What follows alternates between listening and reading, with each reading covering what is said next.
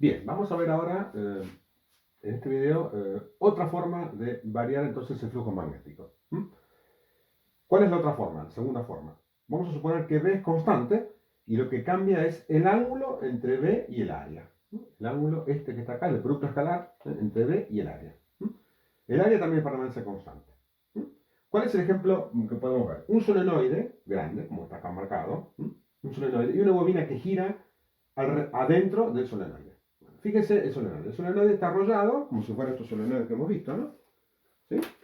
Un solenoide con un solo bobinado. La corriente entra por acá, pasa por atrás y está bobinado así. Entonces, bueno, la corriente suponemos que entra, la corriente I, y la corriente va así, entonces el campo ya, lo deben saber de tantas veces que lo vimos, el campo entonces es para allá. Ese es el B producido por el solenoide.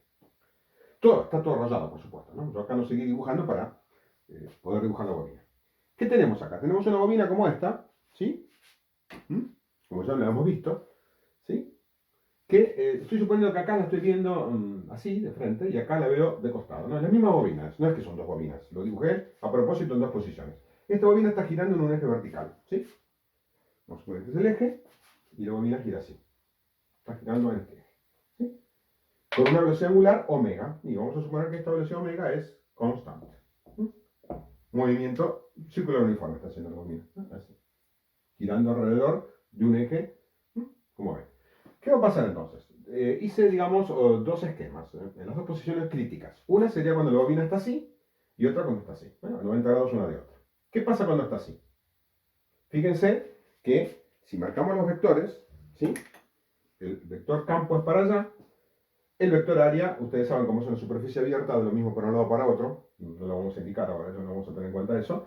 Entonces, bueno, vamos a suponer que es saliente, este vector área, y está formando ahí un ángulo entonces entre el B del solenoide y el área de ¿cuánto? De 90 grados. B es perpendicular entonces al elemento de área. Por lo tanto, el coseno es de 90, ¿vale? Y entonces el flujo vale 0. No hay flujo. ¿Por qué pasa eso también? Como ustedes ven, si acá tengo las líneas de campo, ¿sí? Y la bobina está así, ¿ok? No hay líneas que corten a la bobina, sino son todas, las líneas están en el plano de las espiras, no cortan ninguna espira. Ya saben ustedes, eso lo hemos visto. Entonces el flujo es 0. 90 grados más tarde, cuando giro así, ¿qué pasa? Ahora el de A tiene la dirección esta, del eje de la bobina, y es paralelo a qué cosa? Al campo magnético, como ustedes ven. B es paralelo a de A, y ahí tengo entonces el flujo máximo. Todas las líneas de B atraviesan la bobina. ¿Sí? Todas estas líneas generadas atraviesan la bobina. ¿Ven ustedes? Entonces tengo el flujo máximo. ¿Cuál es el flujo máximo? Simple, sale ahí. Es simplemente el B, en este caso el B creado por el solenoide, multiplicado por el área de la bobina. Esta área que está acá. ¿Se entiende? Bien. Veamos ahora entonces a calcular el módulo de, en este caso vamos a calcular el módulo de la tensión inducida. Partamos de acá. Esta es la ley. Primero calculo el flujo, antes de calcular su derivada, calculo el flujo. ¿Cuál es el flujo? Bueno, es la integral de B de A, es la integral de B del solenoide de A. O sea que va a ser B del solenoide por A por el coseno del ángulo comprendido. ¿El coseno del ángulo comprendido entre quién? Ya dijimos, entre el campo y el área. El campo es constante y el área va girando y va cambiando el ángulo. ¿No es así? Va cambiando el ángulo en función de omega.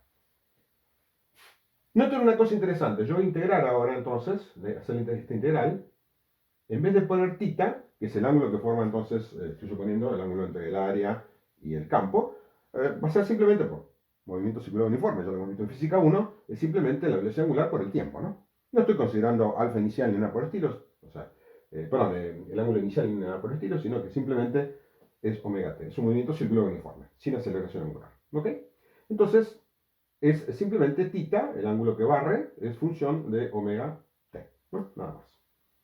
Bien, entonces ahora voy a integrar. Fíjense lo interesante de esta integral. Cuando yo voy a integrar acá, BS, o sea, el campo de solenoide es constante, ya sabemos.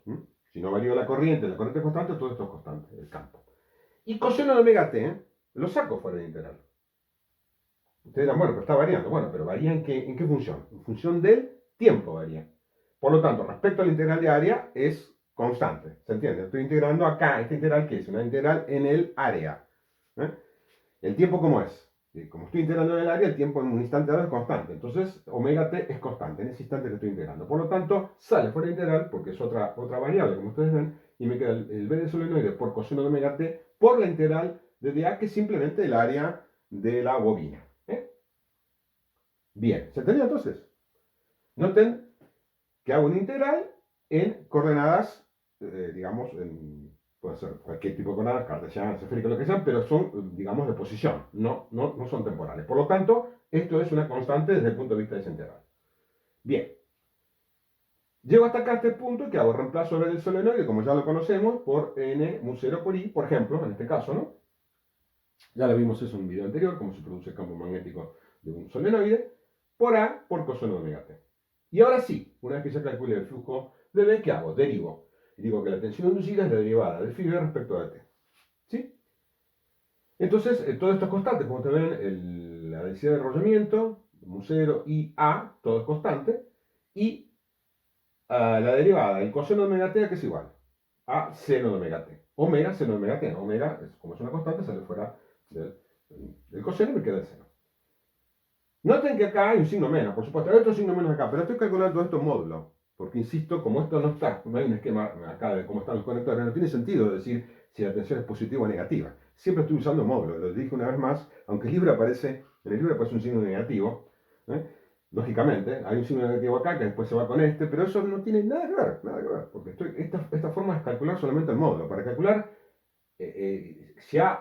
si la bobina tiene un polo positivo y un polo negativo, tengo que hacer el razonamiento que hice en el video anterior. Tendré que sacar los cables y ver bien cómo funciona esto. No es lo que estoy haciendo aquí. Así que es imposible que yo pueda decir que es negativa o positiva. Es solamente el módulo. Lo repito una vez más. Así que no me gusta ahí el tratamiento del libro que le pone un signo menos a esto. Porque lógicamente al derivar el seno, al derivar el coseno, perdón, sacrosantamente es la derivada del coseno es menos seno. Entonces uno diría, está mal esto. ¿Sí? No, recuerden que siempre estoy trabajando en módulo en este caso. Recuerden, siempre soy muy respetuoso de los signos, pero en este caso lo explico una vez más para que ustedes vean que no es una equivocación, sino que es necesario porque no hay ninguna forma de calcular la tensión negativa o positiva respecto de qué, porque no hay ninguna referencia. ¿Ok? Entonces, por eso, insisto, me queda siempre en módulo. En definitiva, me va a quedar todo esto que está acá, que lo puse entre corchetes, la densidad de enrollamiento por mu 0, por i, por a, por omega, omega es constante por hipótesis, por seno de omega t. ¿Qué me queda? A esto que está acá, como esto es una tensión, esto que está acá, ¿qué es?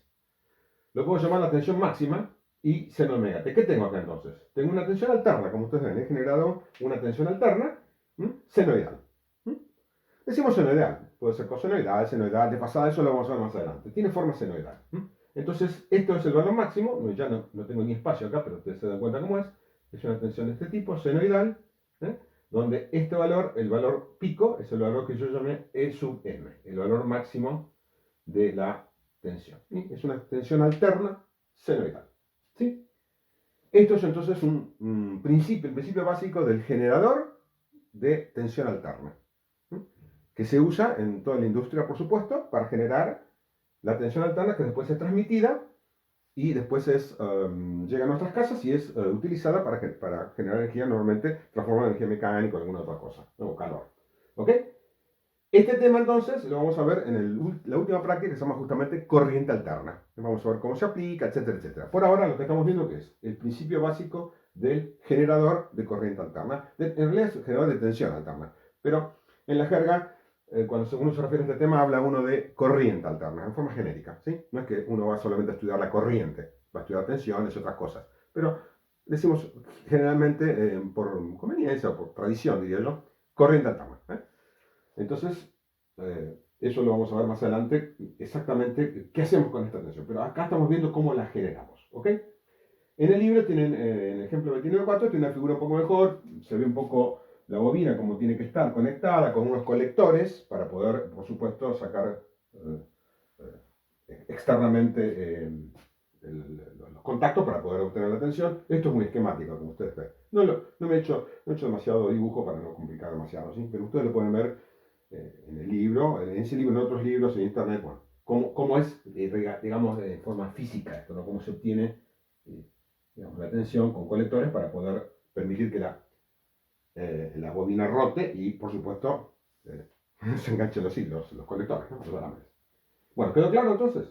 Este es entonces el mejor ejemplo, el generador de tensión alterna, en el cual generalmente el B es constante, generado por un solenoide o por otro mecanismo. Para generadores pequeños puede ser un imán, pero para cosas más grandes no se necesita, por supuesto, otro bobinado. Y entonces lo que se hace únicamente es variar el ángulo entre el circuito de la bobina y el campo existente. Acá uno podría agregar n si ustedes quisieran. Si esto, yo digo una espira sola, pero si esto tiene n espiras, una cosa que habría que decir que habría que multiplicar todo esto por n, porque esta es la tensión que produce una espira. ¿Sí? Una espira. Si yo tengo dos espiras, ustedes se imaginan, no se lo dije, pero lo digo ahora. Si yo tengo dos espiras, como en este caso, entonces tengo una espira, y a continuación tengo la otra espira, ¿qué va a pasar? En la primera espira se genera una FEM, y en la segunda se genera otra FEM, que es igual, y están como en serie puestas, ¿no? Como podemos baterías en serie, porque, de acuerdo a cómo están arrolladas, siempre en el mismo sentido, se van a ir sumando. Para que se arrastraran, ¿qué tiene que ser? Una espira arrollada de una manera y la otra en otra, lo cual sería absurdo, ¿no? Ahí sí se arrastrarían. Una la arrollo de una manera y la otra invierto el arrollamiento. Ahí se arrastrarían, lo cual es, por supuesto, es absurdo. Las espiras todas están arrolladas en el mismo sentido, por lo tanto, son como pequeños generadores puestos en serie, positivo, negativo, positivo, negativo, positivo, negativo, y se van sumando, simplemente se van sumando todas las tensiones producidas por cada una de las espiras. Por lo tanto, simplemente cuando uno tiene n espiras, si yo tengo n espiras de digamos, esta bobinita, ¿sí? Si tiene n espiras de esta bobinita, simplemente es cuestión de multiplicar todo esto por n. ¿Sí? N de la bobina. ¿Ok? Nada más que eso. ¿Sí? Eso lo van a ver en otros ejemplos también. ¿Sí? Tienen que acordarse de eso, pero es una cosa muy simple. ¿Sí? Multiplicar lo que uno tiene por n. ¿Está claro?